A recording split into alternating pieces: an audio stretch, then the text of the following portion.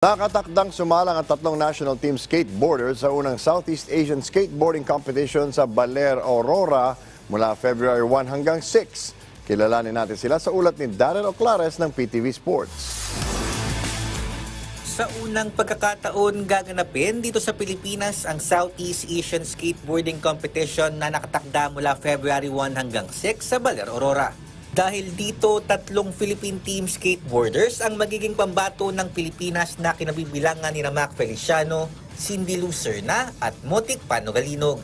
Ayon sa mga long-time skate Pilipinas athletes na sina Mac, Cindy at Motik, may nilang pinagandaan ang nasabing kompetisyon lalo na't may pagkakataon sila na maaga makapag-ensayo sa Baler. Okay naman yung training namin sa Baler and na-skate namin yung skate park. Maayos. Then, yun, maganda rin yung in-stay namin.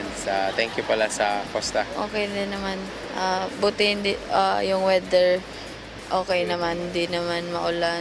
Kaya nakapag-skate lang kami everyday. Kanang palagi kami nag-workout bago mag-skate. Tapos pagkatapos na naman, ganun lang. Yoga.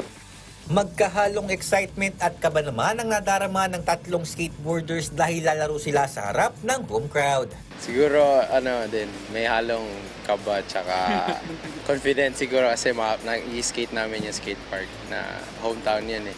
Lagi namin na-skate, so yun. Nakaka-enjoy lang para may gathering ulit. Magkikita ulit ng mga skater, makaka-skate, kasama mag-skate. Mas advantage yun kasi doon kami nag-training sa skate park sa Baler.